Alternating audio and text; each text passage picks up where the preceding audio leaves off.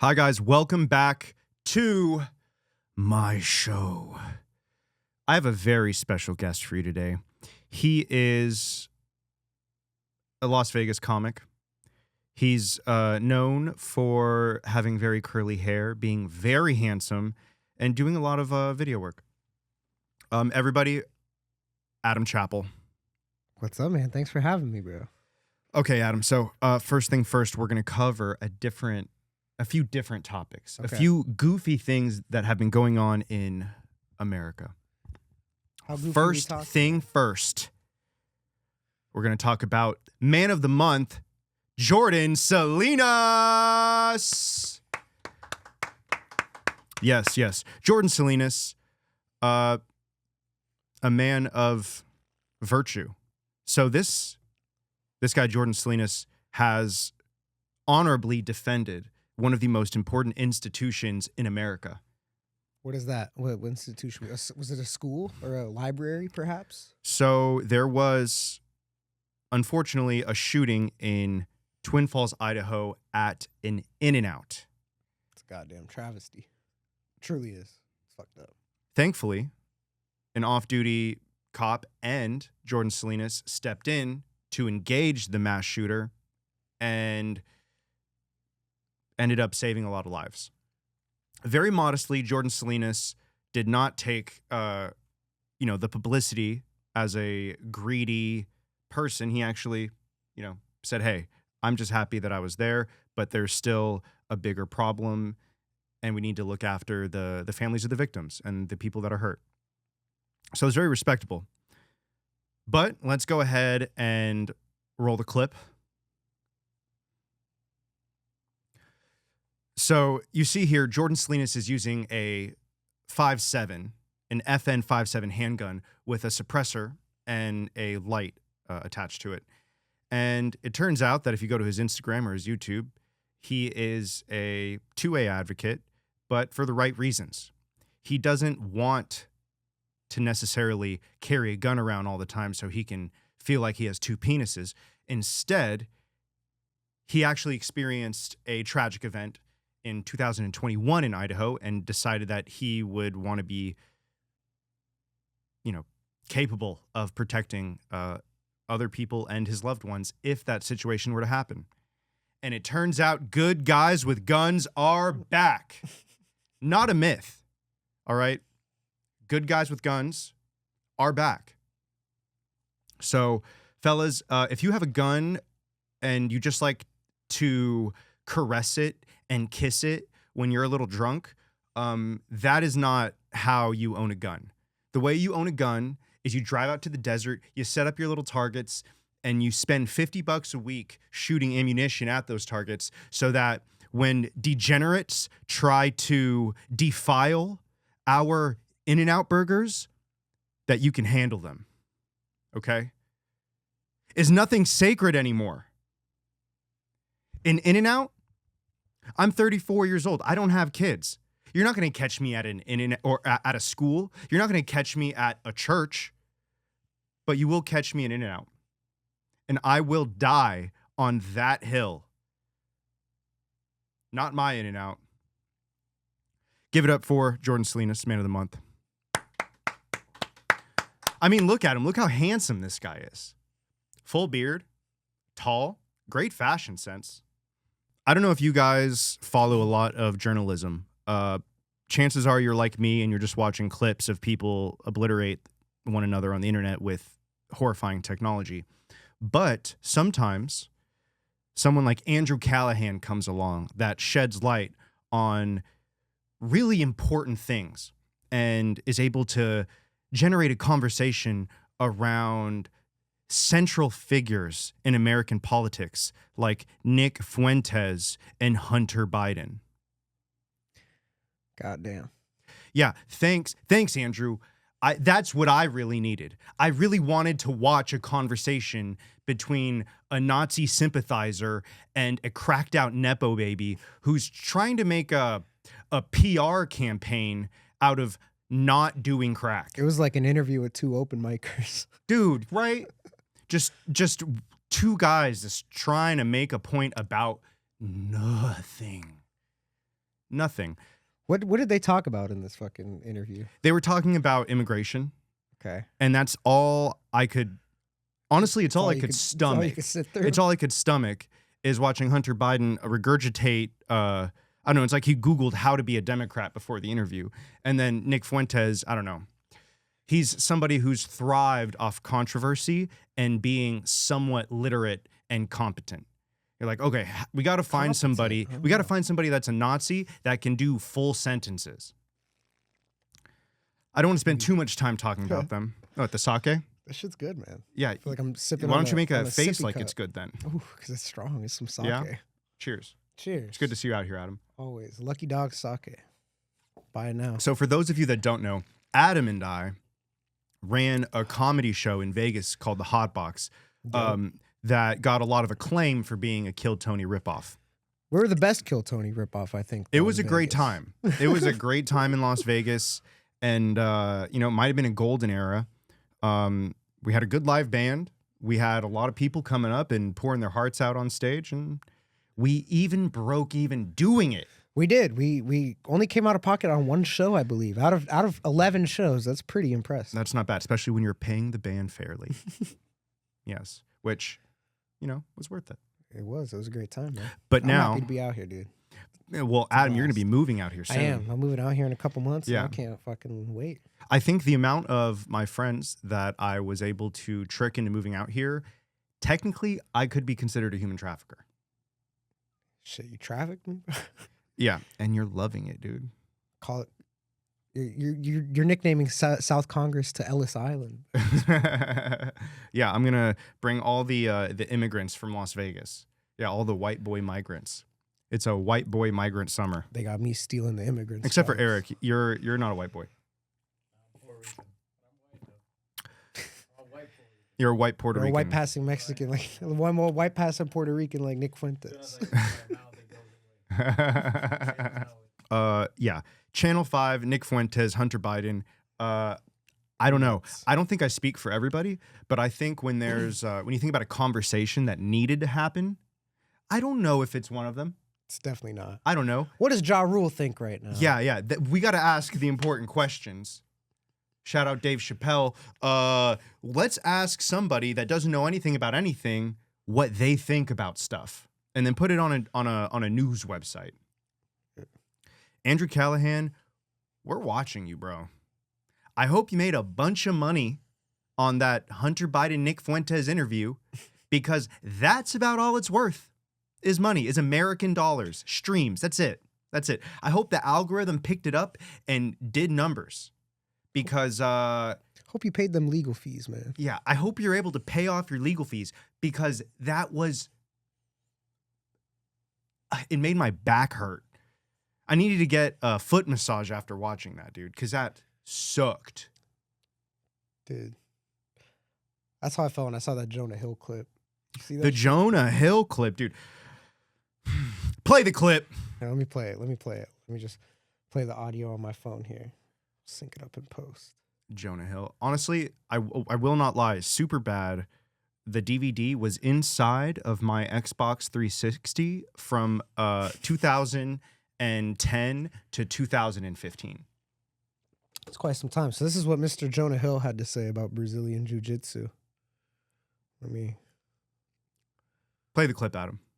I love Brazilian Jiu-Jitsu. I love, except my body is begging me to not love it.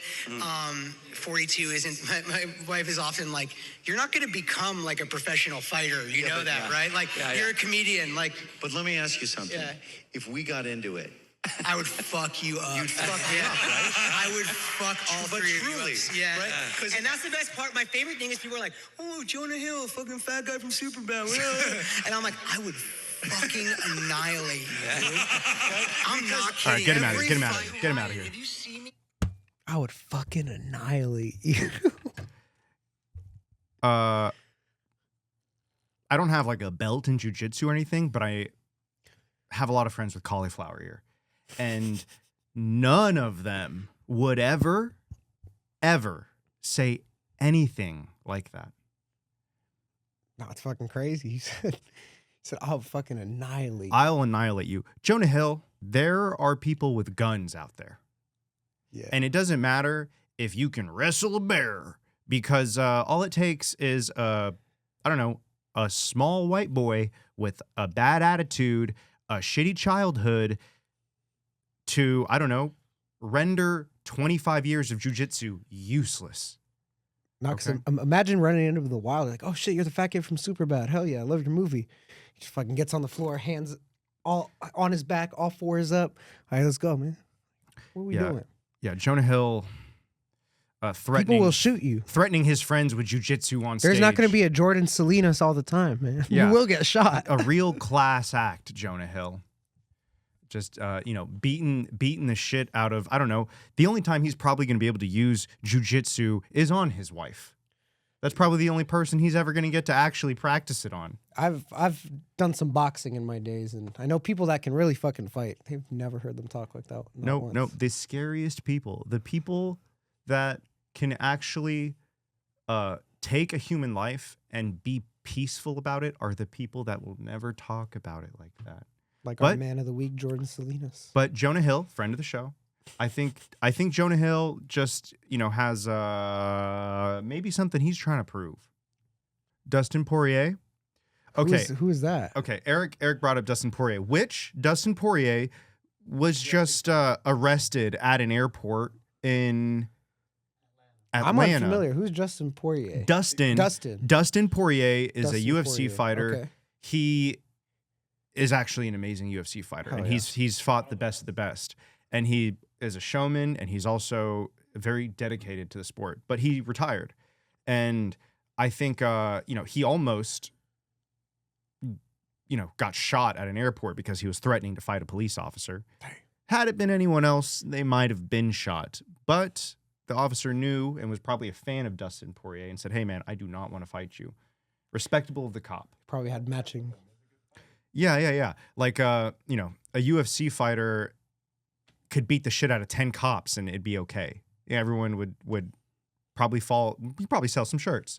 Okay, yeah. Dana White's going to make some bread off it. Yeah, but when it's like like a lot of NFL players, for some reason later in their lives or even towards the end of their careers, maybe they've been bonked on the head a couple times. They have CT and they go and, drive an SUV into a grocery store or something. Or, beat the shit out of somebody in an elevator. Because, yeah. So, Dustin Poirier, he was living for the octagon. And now you have to focus on something else. Not everybody can be Tim Tebow and go, be a talking head. Oh, you're right. Yeah. So what else we got here today? We have Chris Hansen. Chris Hansen show's Takedown has recently featured a Washington, D.C. police officer, a police lieutenant. And this lieutenant was talking to what he thought was a 15-year-old boy and was sending inappropriate pictures to this 15-year-old boy that was actually a detective. And Chris Hansen happened to do what he does best and, put this guy behind bars. Now, one fun note, who knows, it might be completely unrelated. There's probably no personal connection, but this police lieutenant also did security detail for Bibi Netanyahu. Now, who knows? He probably did security detail for a bunch of people, but I don't know. I'm not surprised. I don't know. I'm definitely not surprised these days, but you never know. Yeah. Although we probably should be careful, or a drone will, come and land into the studio because there's a Hamas base underneath it. They're everywhere. They're everywhere. Yeah. Thank you, Chris Hansen. Thank you, Chris. I mean, I had an epiphany after watching it, and I realized that I needed to stop going to therapy, because I think, like a lot of people, I've been kind of stressed out or maybe like concerned about the way things are going. No one's really been put behind bars for the Epstein files. And so you kind of get nervous, like, oh, is anything going to change? Like, do the authorities have any intent to like execute justice? And so I'm talking to my therapist. I'm like, hey, like, what's up with the world and stuff? What should I do? I think, you know, this dark feeling I have of you know, buying a minivan from a used car lot in Tijuana and driving it back across the border and then using it as a mobile office to kidnap and torture pedophiles is like this new business idea that I've been, you know, juggling. And she said, hey, actually, I think that's a good idea. And I was hoping to not hear that. She told you, yes, go be Batman. Yeah, she was like, you know what? I think you could go be Batman and, you know, ride around in the middle of the night and, you know, beat the shit out of weirdos. And I was like, you know what? I think that's gaslighting. I think she's trying to get me to catch a case. But it says something, if your therapist is telling you that you need to go kill pedophiles. Go take it into your own hands. Take justice into your own hands. I don't know. Have you ever seen Boondock Saints? I have. A long time What'd you ago. think? I mean, shit, I haven't seen that shit since middle school, so you're going to have to give me a little refresher. But I remember enjoying it at the time. Boondock Saints is two Irish dudes. Yeah, they're like hitmen, right? They become hitmen. Yeah. So they're just two Irish immigrants that were raised by a single mother, and they end up getting into things with the mob. And so they take matters into their own hands and they start actually executing members of this mafia. And they actually get pretty proficient at it. They get so good at it that they actually develop a name for themselves as vigilantes. And so, you know, I don't condone being a vigilante, and Your therapist sure does, though. yeah, but my therapist thought it was a good idea. And it's what, like Daredevil is another, The Punisher, Spider-Man. Yep.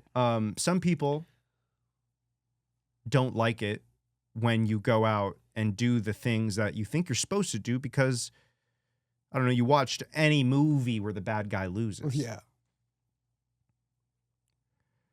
How much could I pay you to kill a pedophile, Adam? Fuck, dude, like $50. Yeah, free. Yeah? $50 just to cover my gas to get there. And if you help me hide the body. You guys $50 for a burial rate. are cheap hitmen. It's a pedophile. Dude, on Facebook Marketplace, they're going for at least $600. You guys got to up your prices. I'm a hitman with a conscience. Damn, just down in that juice box. I gotta. The slurp sound has just been killing me this whole time. This shit's hilarious. Like sake, sake, sake, sake. It's good, man. Dude, Adam, I could have put cat piss in front of you and you would have loved it. That's my favorite strain of weed. Actually, is cat piss. So, dude, I'm about to move to Texas, and I just found out that y'all made it a felony to have an eighth. It's fucking crazy. Did I pick the right city? Well, the cool thing is that I guess underground, the underground economy of cannabis, It's gonna be booming. Business is back. We're fucking back, thrive. baby. And I think also law enforcement will probably thrive as well. So I think the economy around. I smoked a blunt right in front of the cop on 6th Street last night. He didn't say a word. He just drove by. A lot of times, I think cops just want to go home. Yeah. I think when you prevent a cop from going home, that's when he's really going to take it out on you. That's true. Yeah. So smoking weed in Austin on the street, I've never seen anybody get picked up for it because I think in Austin. They said this goes into effect this Friday. So coming up. You'll have to update me next week. Yeah. I mean, you will not catch me smoking weed in public in front of police officers because I respect the law. I don't. They can they can get it. Yeah. I mean, you know, law enforcement, friend of the show. You know, we have it's a love-hate relationship, you know, because there are people that drive around in Dodge Chargers and in Ford F-150s that I'm actually like, when they get pulled over, dude, I'm like, kind of hyped. A little bit. I get kind of stoked. I'm like, yeah, dude. I hope Austin Police Department makes a grip off that asshole Hell yeah, for cutting me off and riding my ass. dude. Okay, Adam Chappell, What's up, Mr. Wincoop? you handsome fella. How long you been doing comedy? 2.5 years now. How's it feel? Feels pretty good. Why did you enjoy it. start doing comedy? Man, I went through some sad shit and just started pulling up to open mics, and I was like, damn, I can do this. I saw somebody my pops killed himself, and I saw somebody make a suicide joke at an open mic at this bar I was just at.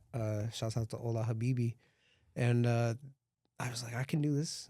I got experience here. And I just started writing about that shit, and it was fun. People enjoyed it, and I was like, I should keep doing this. Do you think the writing process has helped you grieve? Oh, hell yeah, for sure. Because he passed, and then 5 months later, my sister passed. So a lot of grief processing through the writing, and still trying to be funny, which I think is important. That humor, being able to laugh at some of the overall relatable feelings too, because everybody's going to grieve somebody. We all going to die. Mhm. Loved ones are all going to die. There's something about, like, there's a lot of funny things that go on with that. So just focusing on that instead of the sad shit has definitely helped me grieve a bit. Your ability to perform that kind of emotional processing is, I don't think I've seen that in another human being. And I think it's something that keeps me pretty inspired. Damn. Because a lot of those kind of events would honestly kill a lesser man. You know, but Yeah, it's hard to you're think built about it different. like that sometimes for me, but because I'm just trying to move on every day. But yeah. yeah, So you're moving out to Texas soon. I am. October. You're Should gonna be pursue the move. big dream of comedy. Yeah, comedy. Just getting out of the city. I've been in Vegas my entire life, born and raised out there. Never lived anywhere else. Like East Side. East Side, Naked City. What's up? What's up? You lived in Naked City, which I don't know. No, it's a niche Vegas thing because people don't know about the East Side and specifically of Naked City. Could you More people kind of should elaborate? know. Naked City is the 2-block radius behind the Stratosphere, and it's back in the 60s, 70s. Like that's where all the showgirls would live because it's right off the Strip. And they would often sunbathe topless on the rooftops of the apartments. So it got the nickname Naked City. And then in the 90s, it became a really fucking bad area, and it got called Naked City because of the prostitution. Yeah, but if you go to Naked City today, you can still see naked women, but they are also On crack. screaming at your car as you drive by Yes. in the middle of the street. Yes, it's gotten a little bit better since I was a kid. This is right behind the Stratosphere. Between the Stratosphere and the studio. Yeah, it's like the 2-block radius, right behind the Arts District. Yeah. So there's the Stratosphere, there's the Arts District, and then there's this little area. It's 2 blocks, 3 blocks maybe radius. And you kind of It's like, right by man, Hard Hat Lounge. If you ever, it's that Hard Hat is in Naked City. Shouts out Hard Hat Lounge. oh, Hard Hat Lounge. Love Hard Hat. It's good. It's up there. It's up there. Thank you, Hard Hat Lounge, for existing. Yes. Thank you. Yes. We needed a place. Hard Hat Lounge kind of reminds me of like that movie with Will Smith and the vampires. I Am Legend. I Am Legend. It's like this, this bastion of light in this really dark and twisted area. If you've never caught in a sunrise at Hard Hat, you're missing out. Yes, the tater tots, the burgers. You got to go to the Hard Hat. Stay tuned. Listen, I will say that Stay Tuned Burgers actually might be one of the best smash burgers in the United States. It's up there. It's up there. I fucks with it. I would put it top 10 because there's probably plenty of burgers I haven't had. But Stay Tuned has done it for me every single time at 1 a.m. I like to cook, but I really prefer to eat. And Stay Tuned Burgers is delicious. Yeah, great. Okay. So back to Naked City. Back to Naked City, from where you hail. Yeah, it's where I grew up, man. But I've never lived anywhere but Vegas, so I feel like now's the time. Just get out of here, get out of there. Yeah. Change of scenery.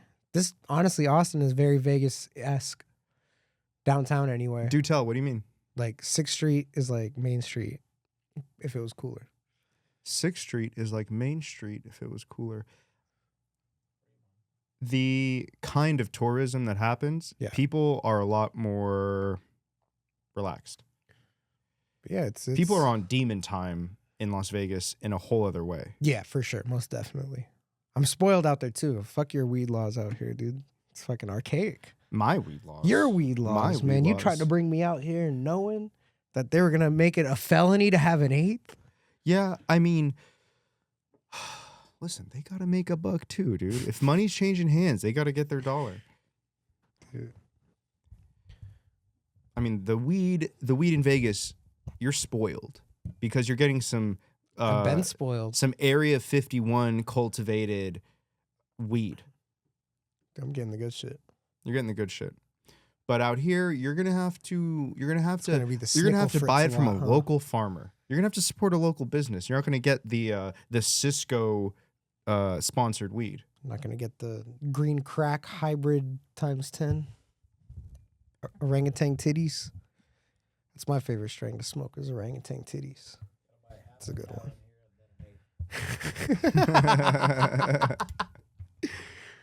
Bro, this guy Eric got to do some stand-up. I know y'all can't see him on camera, but our Puerto Rican correspondent Eric Romero. He's funny. Funny Eric, guy. You are hilarious. Fucking hilarious, man. Yes. Yeah. Dude. Yeah. I think once we just get you a sake juice box, dude, game over. Game over. What else do you want to know about me, man? I want to know what you want to do when you get here. Shit, I want to... What's your dreams?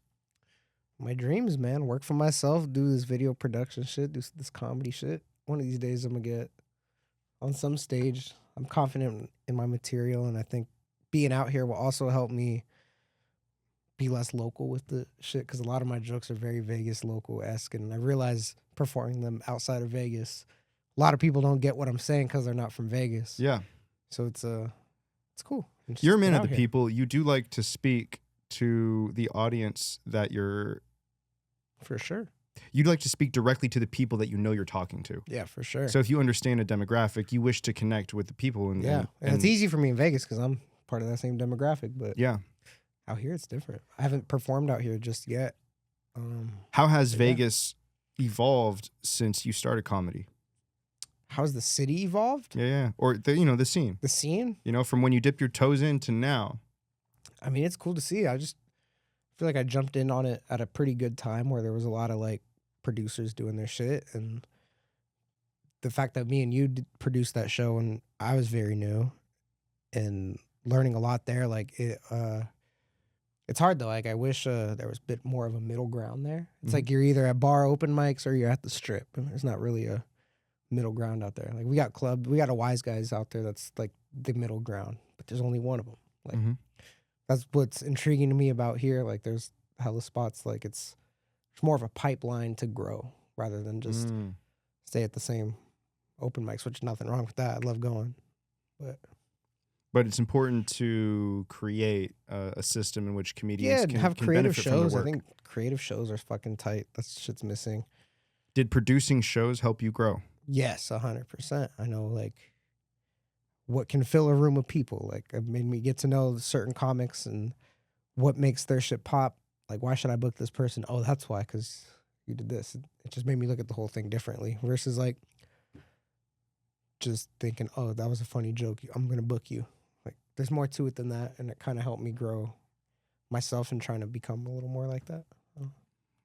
In Vegas, what do you think has been your most valuable personality trait in terms of being a comedian? Like, what thing kind of shines that you bring to the table?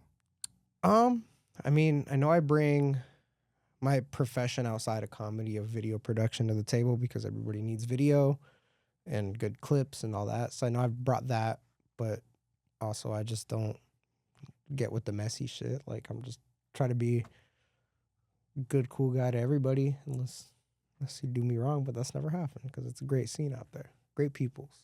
Yeah. Anybody, if you think about one person that has helped you grow the most in the comedy scene, like who are some people that you think kind of gave you a little nugget that you're like, fuck, I needed that. Adam Dominguez, he saw my first ever set at the open mic I did, and he was hosting. And throughout the years, he's always just been a fucking great, like, check in here and there, like, yo, what you think I'm doing? He's like, dude, you're doing this good. You could be doing this better. Great person for advice. K Banks, first person to pay me out there. Like, one of the best solo producers I feel also like the first person to pay me. Yeah, dude, like the best like Banks. independent producers out there doing her thing. No matter what fucking gets in the way, she's still gonna find a way, find a new venue, find a new what. Like the homie Phil's giving me tons of great advice on like some of the improv side of things and like just learning how to produce in that way of like networking, like how to talk to bookers, how to talk to venue owners and shit like that. So I think those are 3 people that have really helped me out a lot. In Las Vegas, there are, in any scene, the people that love to talk about the technical aspect of things are people that I think you and I both gravitate towards. Yeah. We don't care about who anybody knows. We don't care about even money. Yeah. I think the important thing to us is like, hey, who's talking about how to be better and how to generate revenue? Yeah. And those 2 things where it's like, if you're generating revenue, it's because a venue trusts you. It's because you have you are able to maintain relationships with comics, and you're able to, I don't know, not embarrass anybody. And those people, everyone you mentioned, dude, I'm super. I just said his name, Phil Kotler. Philip Kotler. Philip Kotler, great guy. Yeah, dude, what a fucking improv Wolverine over there. What a handsome fella. You want to talk about a guy who was built to perform? He's gonna see this clip and be like, oh, "Damn, you guys." Philip Kotler, look at this handsome guy. Dude, I feel like I write off of like life experiences mainly, like fucking. You're very authentic. Shit I've been through in life. It's very, very biographical. You could say. You are very authentic, and so I kind of have to pull from that. I can touch on some topical stuff here and there, but that's not really where I shine. I don't think. Whereas you, I feel like you fucking can write about any like in and out shooting. Like I have a hard time writing about current events. I think that's tight. Yeah. What would you say? Yeah, you are very authentic. You are a transparent cube of information, and you have life experiences that you've lived through that I don't think a lot of people have. At least not in the first world. Yeah, definitely not. And so there's it's almost like, you know how people like think like emergency services and military for their service. Yeah. Like I think people should thank you for your service. I haven't done anything, guys. I've just survived. I'm here. That's important though. Surviving counts, dude. Yes. Surviving counts. You know how many people don't? Lots of people don't. You're right. Exactly. So to be able to like know somebody that has that kind of information, like you can't go everywhere for that. So when you're going on stage and you're like, hey, this happened, and you're able to talk about it, some people can't even talk about their fucking great life. Yeah, that's true. You know, their amazing experiences. Some people have no idea how to present themselves, and you present the hardest things in the most difficult way and make it look casual. 'Cause it is pretty casual. I know it sounds crazy to say, but the fuck it is, dude. Yeah. There's a lot of bad shit in the world. What are you looking at short term, Adam? Anything you wanna share? Short term, I'm moving out here soon, within the next couple months or so. We are bringing more people to Austin. In the meantime, in Vegas, I'm just trying to perform as much as I can while I'm out there and get as many gigs as I can. Book me for video and comedy shit, please. Book me, please. Please. I'm a little unemployed right now, please. Yeah, that dispensary marijuana is kind of expensive. It's a little pricey out there. Kind of expensive. Yeah, dude. But that's it. I don't really have too much else going on in the meantime. I'm just excited to come out here and get my roots planted and try something new for a while. All right, brother. Hey, love you. Love you too, man. For real. One of the best people I've ever known right here, this guy, Anthony. Fucking Canada. If you weren't sitting right here, I would have thrown you in the name of the comics that have helped me grow. I would not have grown as much without this guy right here. Yeah, that would have been super gay, dude. It would have been gay. And I'm doing it now anyway because fucking I'm gay. Super gay, dude. I love this guy, though. Anyways. All right. And that's a wrap. Thank you so much for tuning in. Yeah, this is boys' night, Boys' night in Austin. Boys' night. Adios. Later.